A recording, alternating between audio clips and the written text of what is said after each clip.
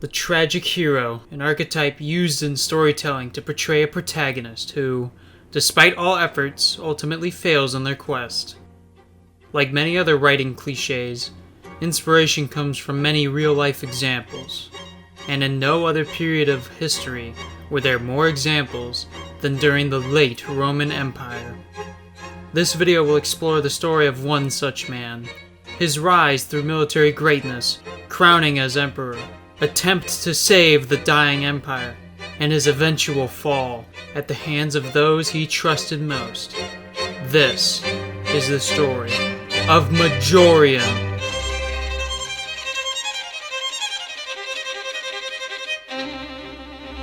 After Theodosius I's death in 395, the empire was permanently split between his sons, never again to reunite.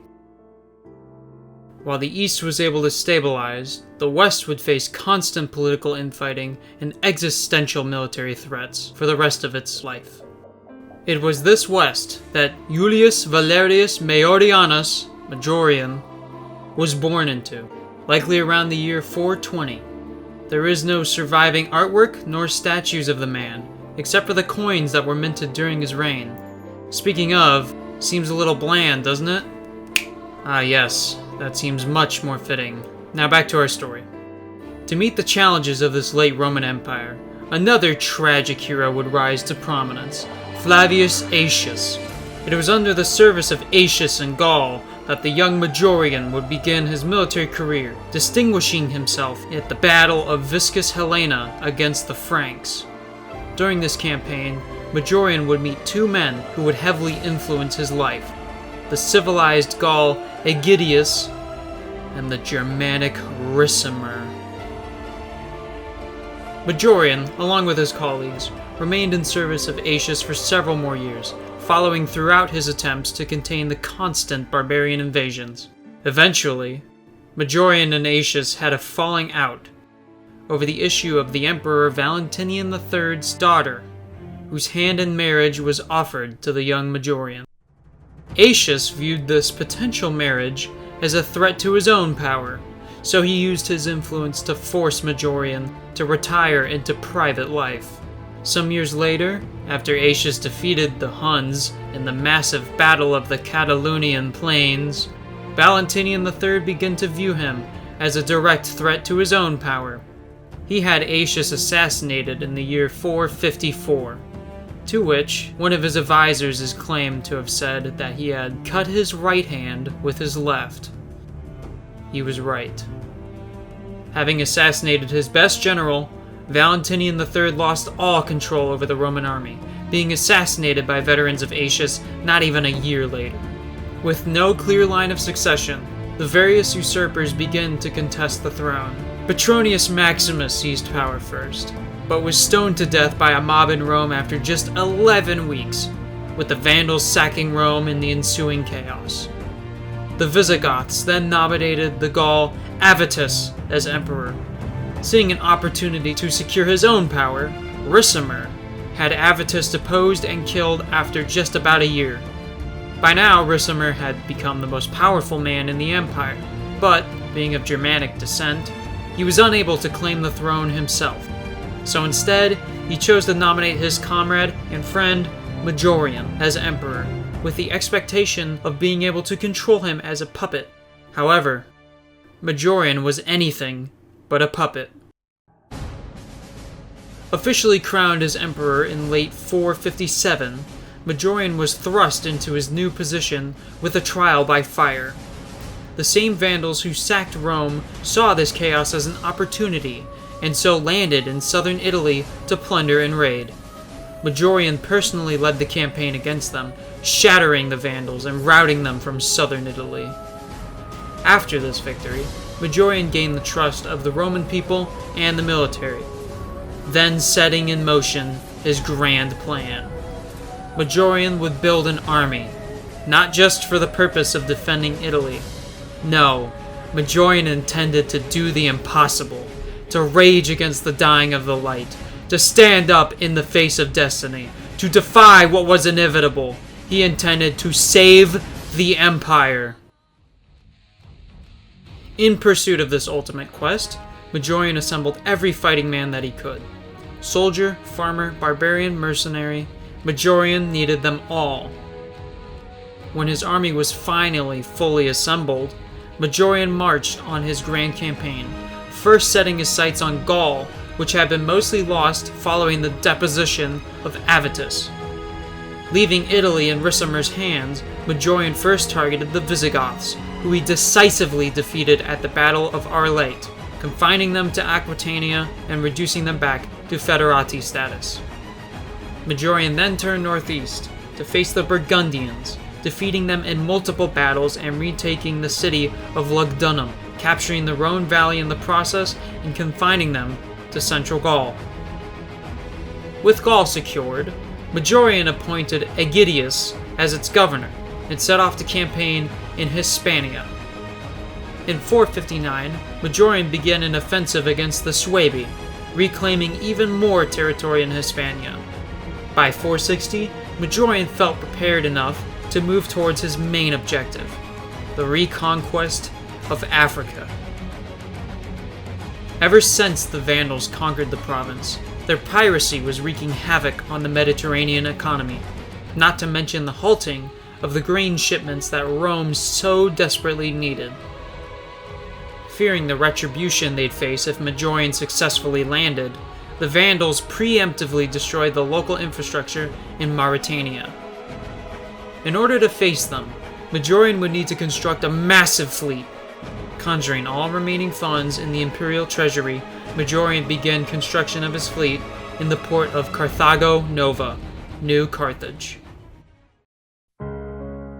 However, as was all too common in the late Roman history, deceit and betrayal was to yet again seal the empire's fate. In the words of the contemporary historian Hydatius, while Majorian was campaigning in the province of Hispania, the Vandals destroyed, through traders, several ships that he was preparing for himself for a crossing against the Vandals from the shore of Hispania. No one can ever truly know what Majorian thought as he watched his dream, the final chance to save the Empire, burn in an inferno, spurred on by betrayal from his own ranks. Pondering his next moves, Majorian decided to return to Italy, consolidate his power, and enact many reforms. All that awaited him, however, was his own certain doom. For you see, while Majorian was off saving the Roman world, back in Italy, Ricimer was not content with his own lack of power. He had elevated Majorian to emperor to control him, not to watch him save the empire and eliminate the very corruption that gave himself power. No. Ricimer was done sitting idle in the shadow of his friend. He was done suppressing his Germanic barbarity. During Majorian's trip back to Italy, he disbanded his army in order to avoid bankruptcy. Hearing of Majorian's return, Ricimer decided that he would ambush him. Majorian, being told that Ricimer intended to simply meet with him, suspected nothing.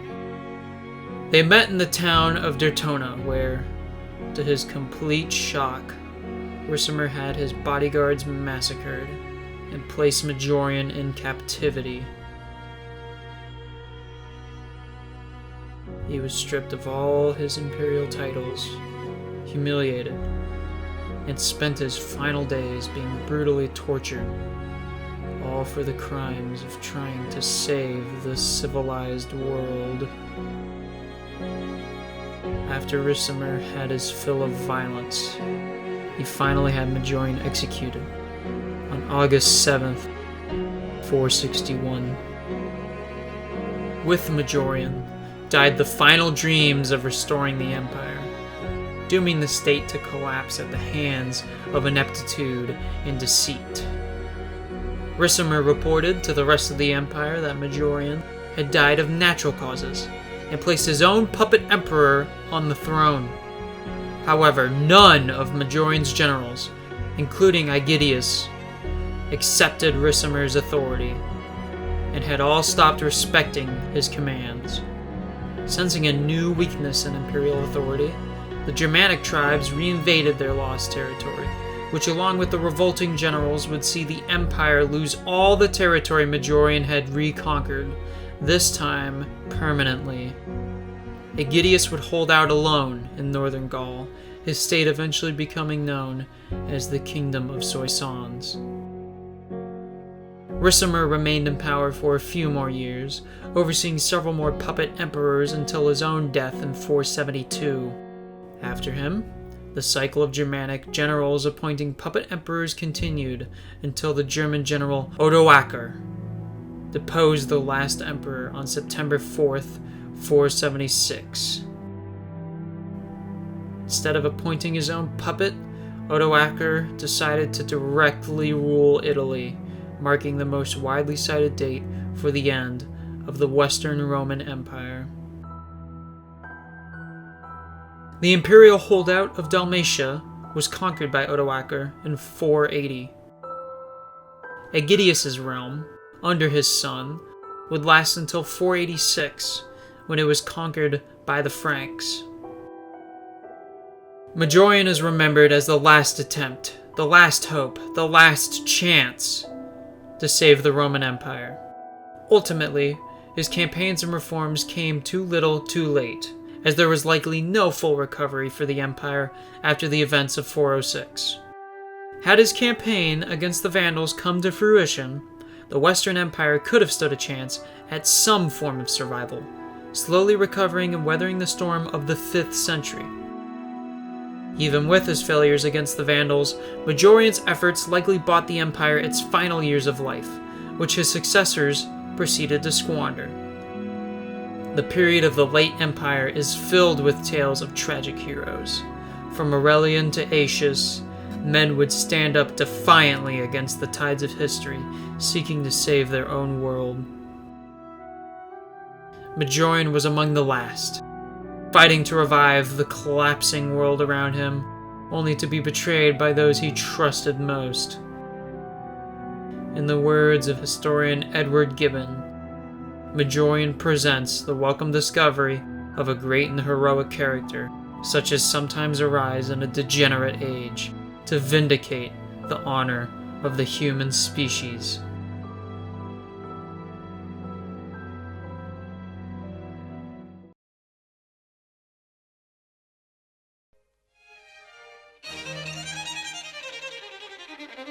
Who seized power but was stoned to death by the mob in Rome just 11 weeks after his rule began, with the Vandals sacking Rome in the ensuing chaos. That sounded like shit. Leaving Italy in Ricimer's hands, Majorian first targeted the Visigoths, who he while Majorian was campaigning in the province of Carthaginiensis. I'll just call it Hispania. Germanic barbarity.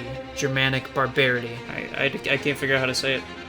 And spent his final days being brutally, as there was likely no full recovery.